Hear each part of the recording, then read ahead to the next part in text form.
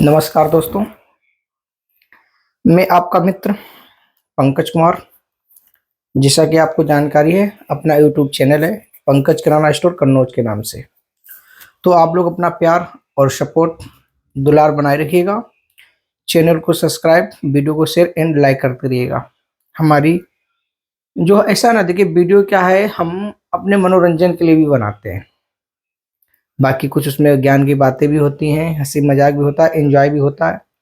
Video बनाने से देखिए थोड़ा ये जो है ना, जो हम दिन भर काम करते हैं, थकान रहती है, इसके साथ उलझन रहती है, माइंड डिस्टर्ब रहता है। वीडियो बनाने से थोड़ा मन हल्का हो जाता है और आप लोगों का प्यार भी मिलता रहता है। तो ये साफ कलयुग है। यहाँ तारीफ के पीछे नहीं भागना चाहिए। लोग तारीफ सिर्फ शमशान पे करते हैं, जिंदा इंसान की कोई तारीफ नहीं करता है। और देखिए, निंदा तो लोग बुराई तो करेंगे, लोगों का काम है बुराई करना। अपने रास्ते पे चलते रहिएगा।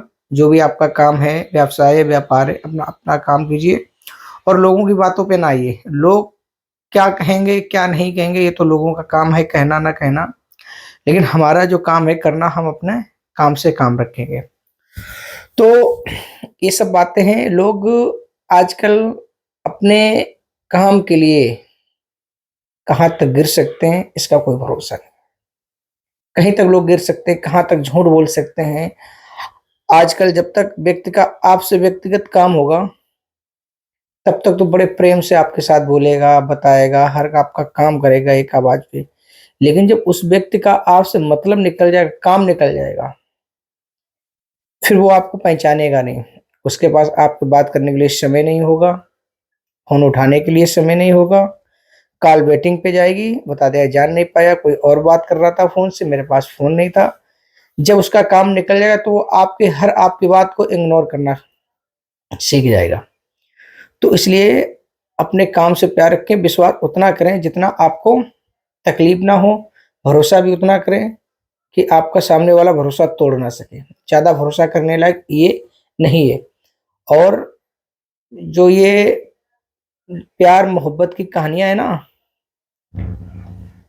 ये सिर्फ पिक्चरों में और टीवी में अच्छी लगती हैं। अगर किसी से रियल लाइफ में सच्चा प्यार करके देखो ना, तब पता चलेगा। और मैं तो हर लड़की से यही कहूंगा कि जो आप अपने प्यार के चक्कर में पड़े ना, कि हम इससे बहुत प्यार करते हैं, हम ये करते हैं, हम वो करते हैं, जरा किसी लड़के से कहना कि चलो हम शादी करेंगे। तब फिर देखना वो कितना बताएगा, हमारे पापा नहीं मान रहे, हमारी मम्मी नहीं मान रहे, हमारा मजहब क्या कहेगा, हमारे रिश्तेदार क्या कहेंगे, हमारा स्टेटस क्या है और तुम्हारा स्टेटस क्या है। तब उसको सारी बातें याद आएगी। लेकिन जब वो तुमको इस्तेमाल करना चाहेगा ना, तब उसे कुछ नहीं दिखाई पड़ेगा। तुम किस मजहब के हो, तुम कौन हो, क्या, उससे कोई मतलब नहीं। क्योंकि वो एक ढोंग दिखाएगा तुम्हें कि हम तुमसे बहुत प्यार करते हैं, हम तुम्हें बहुत चाहते हैं। कुछ नहीं, वो सिर्फ तुम्हें इस्तेमाल कर रहा है। तो इसलिए अपने विवेक से काम लो। प्यार सिर्फ सच्चा माँ बाप करते हैं। उनका प्यार तुम लोग भूल जाते हो ना। उन्होंने बचपन से लेकर के 18, 20, 22, 25 साल तक तुमको पाल पोस कर, पढ़ा लिखा करके इतना बड़ा किया है।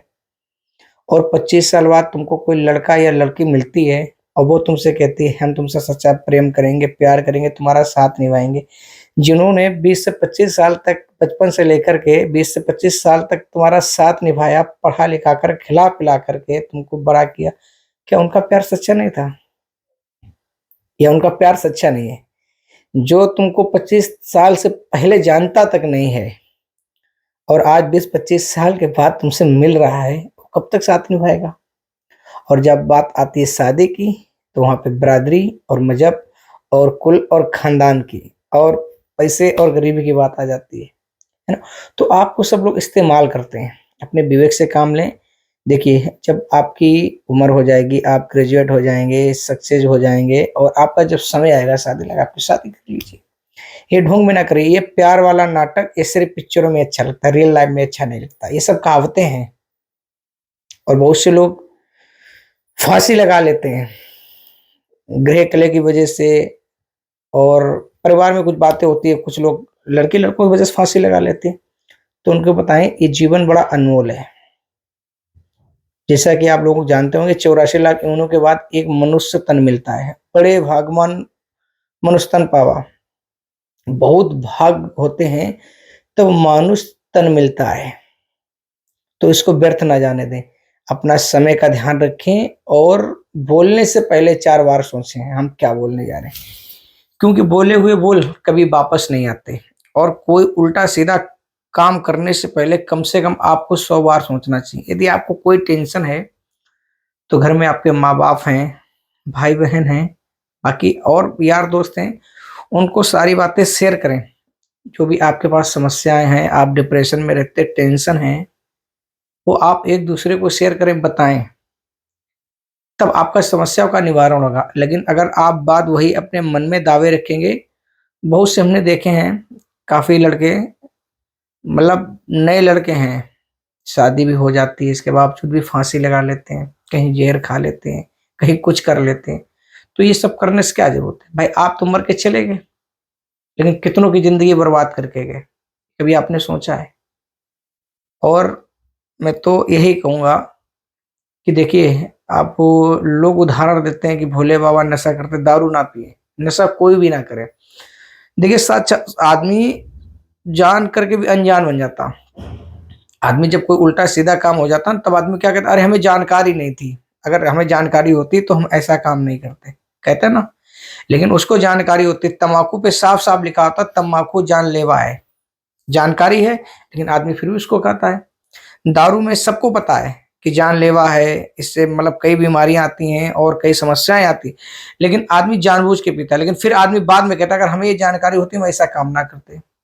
क्यों, तुम्हें पता नहीं कि बीड़ी से क्या होता है, सिगरेट से क्या होता है, और मसाला से क्या होता है, इसके बाद दारू से क्या होता है।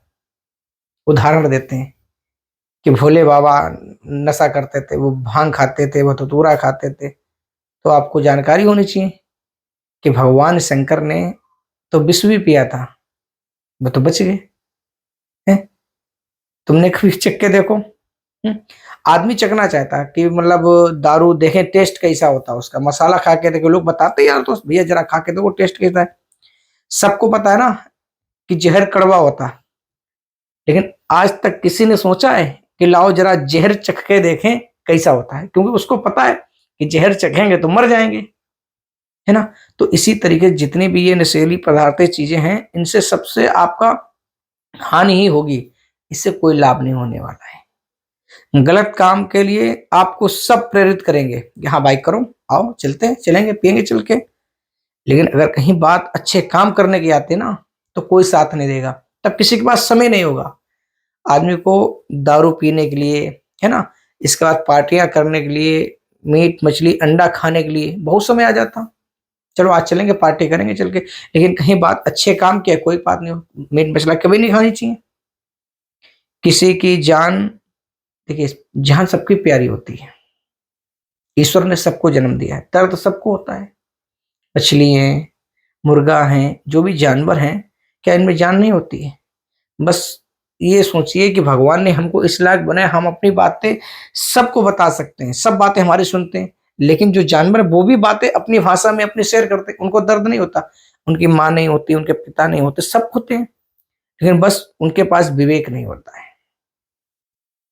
तो इसलिए और कमजोर होते हैं। देखिए, हमेशा कमजोर व्यक्ति को ही दबाया जाता है, अगर वो हमसे बलशाली हो। हाँ, खाते हैं ना आप लोग, मुर्गा खाते, मछली खाते, एक जानवर है ना। तो मेरे हिसाब से तो शेर भी जानवर है किसी में हिम्मत मार के खा के दिखाए, क्योंकि उसे अपना बल याद है, उसके सामने जाओगे काम तमाम तुम्हारा कर देगा वो। ये सब जानवर, मुर्गा है बेचारा कमजोर, बकरा कमजोर, मछली, मतलब जिनमें ताकत नहीं आप उनको खाएंगे, और जिनमें ताकत है, बाघ है, शेर है, चीता है ना, इनके पास जाओ, पता चलेगा खाने से क्या होता है, ताकत बढ़ानी। अरे किसी का कोई मांस खा करके किसी का मांस बढ़ा है क्या? अगर सब यही हो जाता, मांस खाने से सबके पास ताकत हो जाती, तो इतने बढ़िया देसी घी, ये दूध खाने से क्या होगा बताओ? बादाम मेवाएं बनी है, फल फ्रूट, भगवान ने कई प्रकार की सब्जियां बनाई हैं, फल हैं, फ्रूट हैं, मेवाएं हैं, काजू किशमिश बादाम, आप कुछ भी खाओ, लेकिन लोग वो नहीं खाएंगे, लोग खाएंगे मीट मछली, दारू पीएंगे। और दारू पी के फिर उल्टा सीधा काम करेंगे। और फिर बाद में ला किसकी आएगी? करता एक भरता पूरा घर।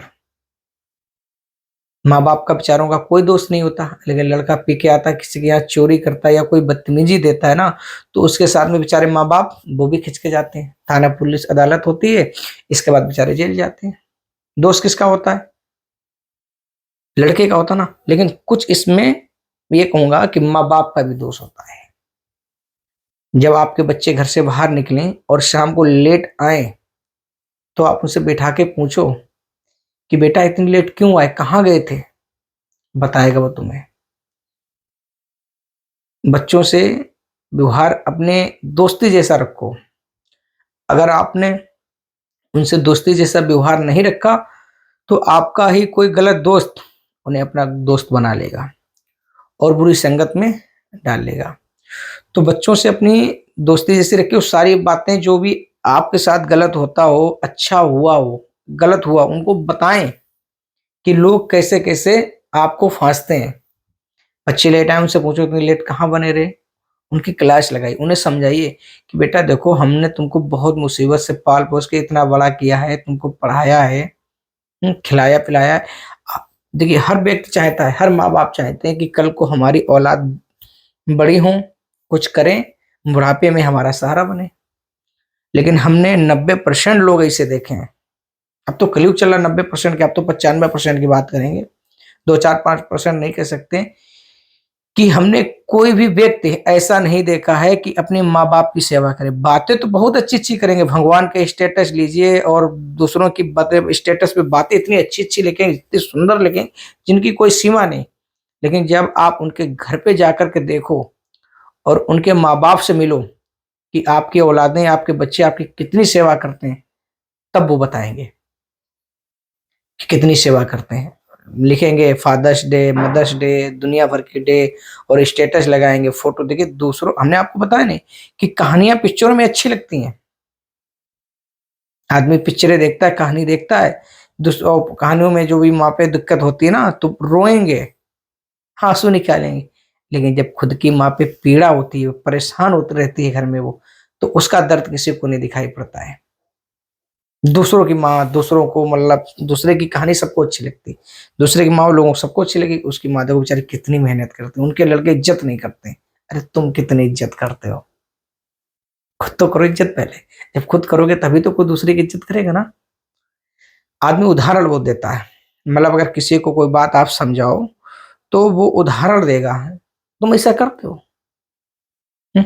अरे माँ बाप तुम्हारे, तुम सेवा करोगे तो आने वाली पीढ़ी, तुम्हारी औलादे तुम्हारी सेवा करेंगी। तुम नहीं करोगे तो वो क्या करेंगे?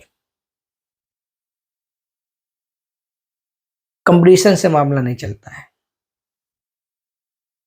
माँ बाप की चाहे 4 औलादें हों, लड़के बच्चे हों या 5 हों, वो कभी नहीं देखते कि हमारे 5 बच्चे हैं, कोई भूखा सोए, वो सबको खिलाएंगे। लेकिन माँ बाप जब वृद्ध होते, बूढ़े हो जाते हैं ना, तो वही 5 बच्चे कहते उनके पास रहो, इनके पास रहो।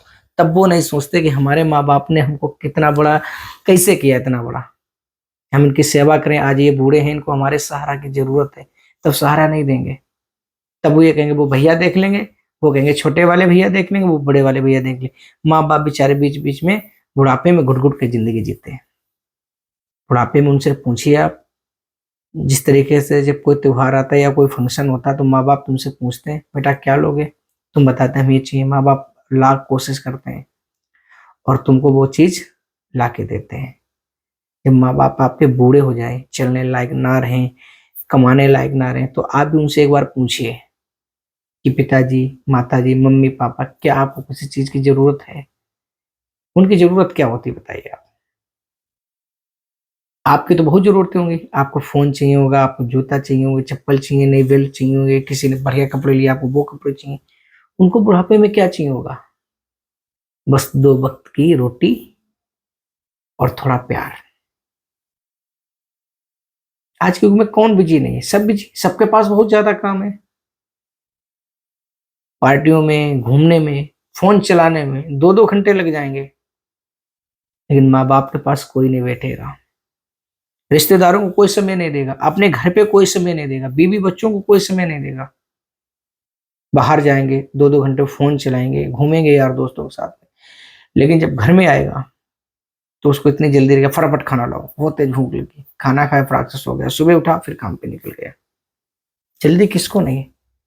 देखिए, सबको पता है कि पैसा साथ नहीं जाता है ना। तो जो चीज साथ नहीं जा सकती उसके पीछे हम इतना ज्यादा क्यों भागते हैं। पैसा कमाना अच्छी बात है, क्योंकि पैसा भी बोलता है कि हम साथ तो नहीं जाएंगे, लेकिन हाँ, हम तुमको बहुत ऊपर ले जाएंगे अगर तुमने हमारी केयर की। अच्छी बात है, पैसे केयर कीजिए, पैसा आपको ऊपर ले जाएगा, उसकी केयर करो, लेकिन पैसे के साथ साथ अपने रिश्ते तो भी देखिए आप। हम लोग रिश्ते नहीं देख पाते हैं, घर वालों को नहीं देख पाते, उनकी समस्याएं नहीं समझ पाते हैं, क्योंकि हम लोग इतने बिजी हो चुके हैं। हर व्यक्ति बहुत ज्यादा जल्दी में है, और कर्म सब यहीं भरने पड़ेंगे। सबको पता है ना कि हम जो कर रहे हैं वो हमको सब यहीं भरना है, लेकिन फिर भी लोग करते हैं। छल, कपट, चोरी, बेईमानी, सब यहीं भरना पड़ेगा। किसी के साथ छल ना करें, चोरी और चालाकी से तो बहुत दूर रहें। नमक मिर्चा रोटी खाएं घर पे, अच्छा खाएं या ना खाएं, लेकिन खुद अपने घर वालों को और अपने बच्चों को ये बात जरूर सिखाएं कि घर में ना तो कोई छल कपट का पैसा आना चाहिए, ना किसी की चोरी का पैसा आना चाहिए, और ना ही दलाली का पैसा आना चाहिए।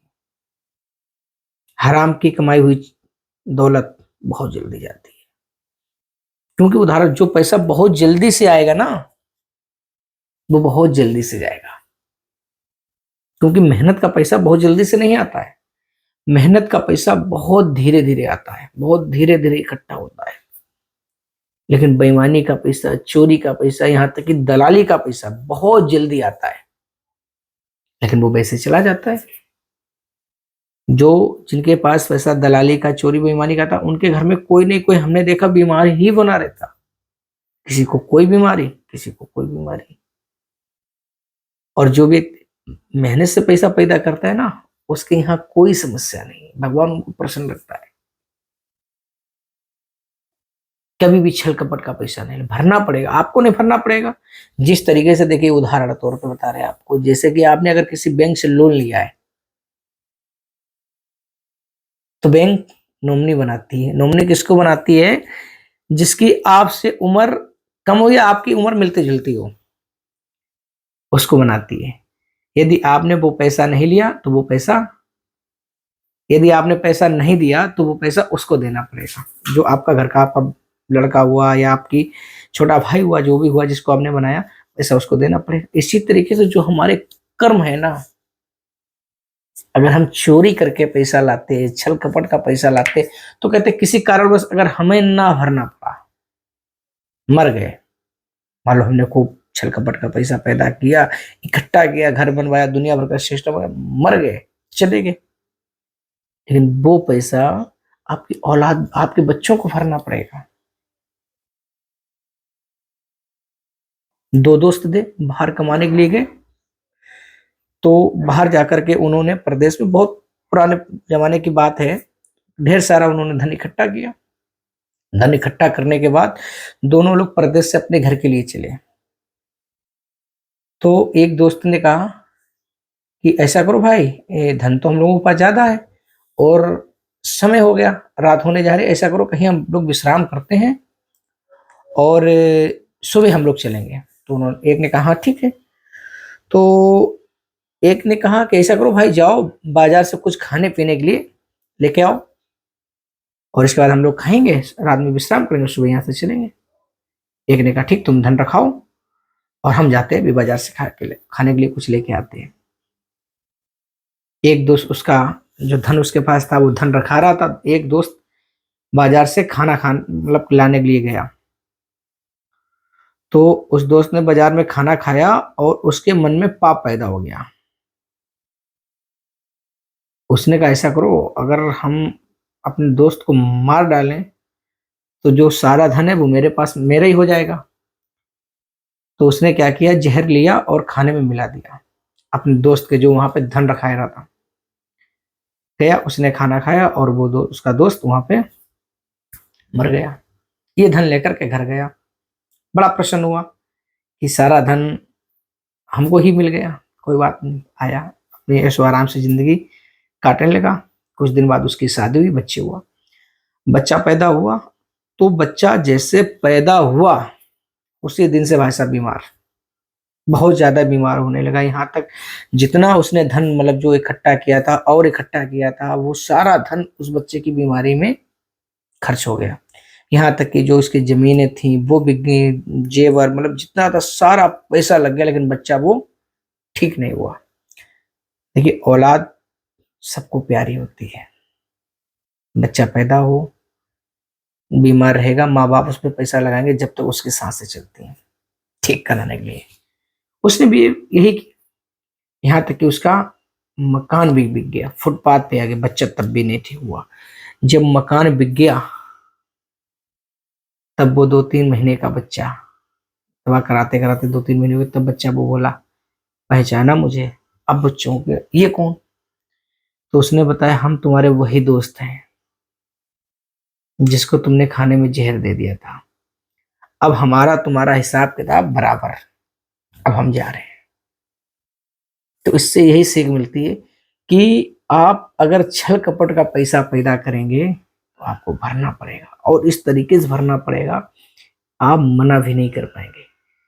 ईश्वर ऐसे पैसा निकालता है जिससे यहाँ के अगर मतलब किसी को पैसा कोई आपको दे तो वो ब्याज लेता है। ईश्वर आपसे वो चीज लेता है जिसकी आपने कभी कल्पना नहीं की होगी।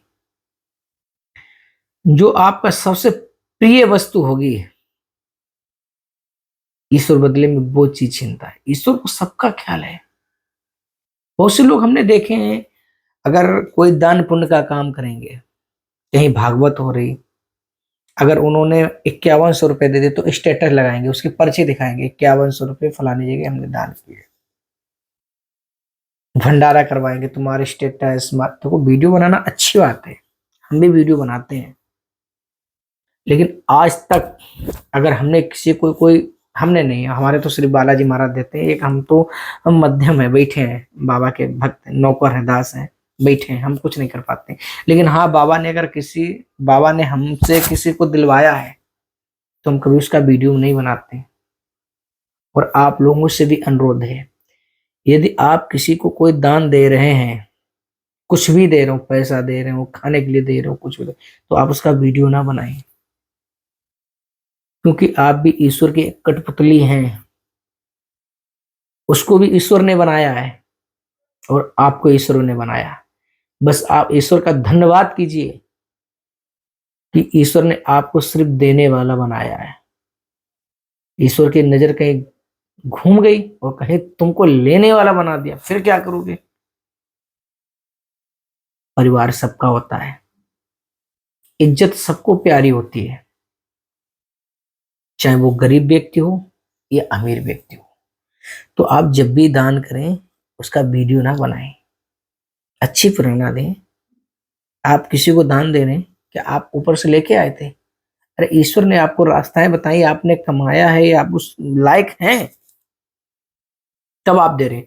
और आपको बता दें, अगर कोई आपसे मांगता है और यदि आप देने लायक हैं तो उसको आप दे दिया करें। जैसा कि हमने आपको बताया, ईश्वर से धन्यवाद दीजिए, आपको ईश्वर ने देने लायक बनाया है तो आप दीजिए, वीडियो ना बनाइए।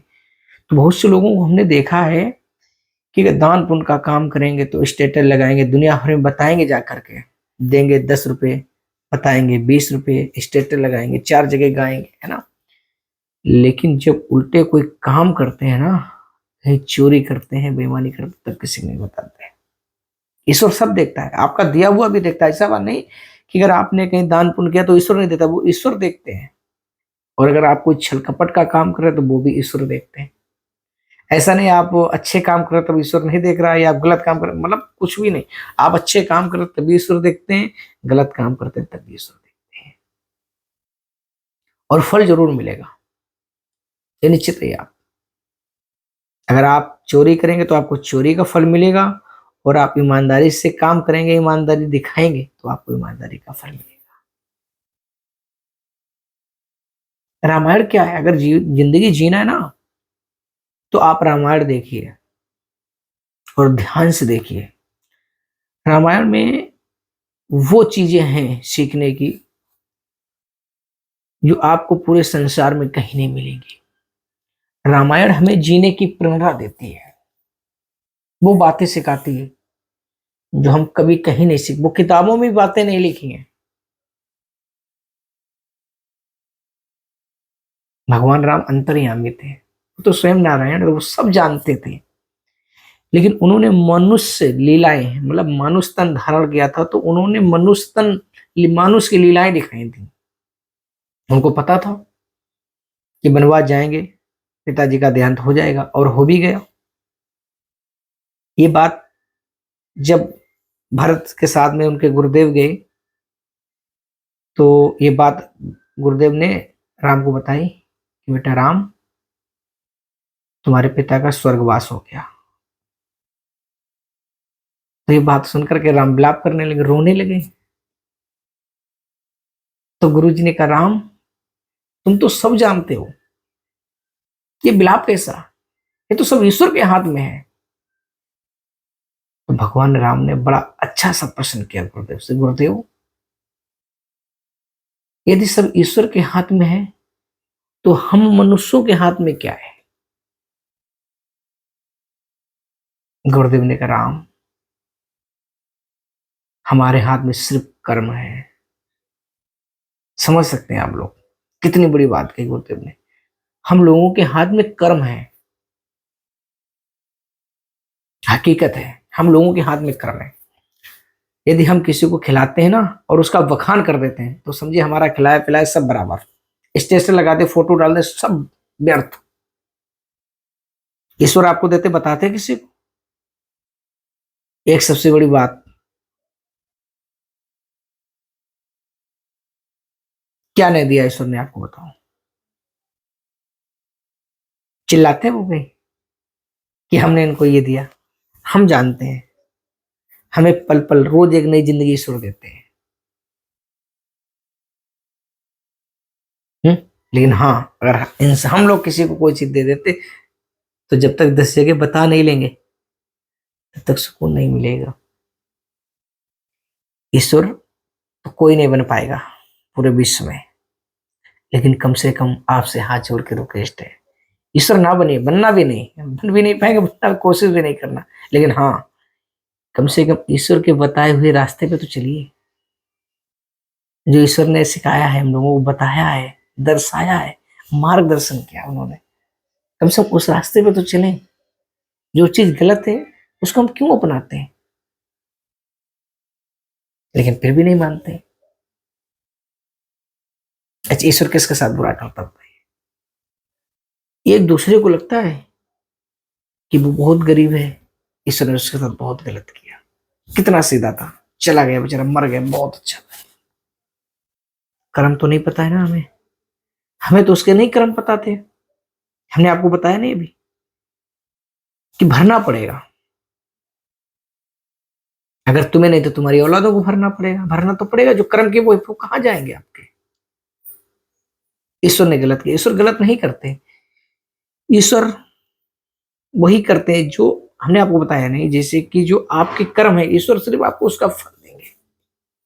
अगर आपके अच्छे कर्म है तो आपको अच्छा फल मिलेगा, और यदि आपके बुरे कर्म है तो निश्चित है वो तो मिलेगा मिलेगा। हर रोज उठें सुबह और भगवान को लाख लाख बार प्रणाम करें, धन्यवाद करें। कितना ख्याल रखते हैं ईश्वर हमारा, हर वक्त, हर क्षण बहुत ख्याल रखते हैं हमारा ईश्वर। रोज हमें एक नई जिंदगी देते हैं। और क्या नहीं दिया है ईश्वर ने तुमको? सब कुछ तो दिया है, फिर दिखाने और बताने की क्या जरूरत है? जानते सब हैं पर मानता कोई नहीं। और जब बीतती है ना, तब मानते भी हैं और जानते तो थे पहले से ही। तो देखिए यही एक जिंदगी, हंस खेल के काटो। कितनी भी टेंशन हो, शाम को जब घर पे आओ तो हंसते और मुस्कुराते हुए। टेंशन आपके बाहर की है। यदि आप कोई व्यापार कर रहे हैं, कोई काम कर रहे हैं, तो बगैर टेंशन के तो कोई काम नहीं होने वाला है। तो वो टेंशन आप घर पे क्यों निकालेंगे? घर पे आके आप अपनी टेंशन घर वालों पे निकालें, चिल्लाए, कोई फायदा नहीं है। देखिए, जो जिंदा है ना, समस्याएं तो उसके पास है, मुर्दे के पास कोई समस्या नहीं। जो व्यक्ति जिंदा है उसके पास समस्याएं, और जो समस्याओं का सामना करना पड़ेगा आपको। जिंदगी में आप आराम चाहते हैं, अपने घर वालों को आराम देना चाहते हैं, अपने बच्चों को आराम देना चाहते हैं, तो मेहनत करनी पड़ेगी, संघर्ष करना पड़ेगा। और जब मेहनत करनी पड़ेगी, संघर्ष करना पड़ेगा, तो तकलीफ तो आएंगी आएंगी। तो उससे क्यों घबराना और क्यों टेंशन लेना है ना? तो अपना काम करते रहिएगा। मिलते हैं फिर एक नए वीडियो में। तब तक के लिए नमस्कार। हमारा प्यार भरा सभी लोगों की, और अपना प्यार और सपोर्ट बनाए रखिएगा। अपने YouTube चैनल पंकज किराना स्टोर कन्नौज को subscribe and share and like करते रहिएगा। प्यार मोहब्बत मिलती रहेगी, मन लगेगा वीडियो बनाने में। बाकी तो जिंदगी है, ईश्वर की कृपा, बालाजी की कृपा है, मस्त कट रही, कोई टेंशन नहीं। जय जय श्री राम।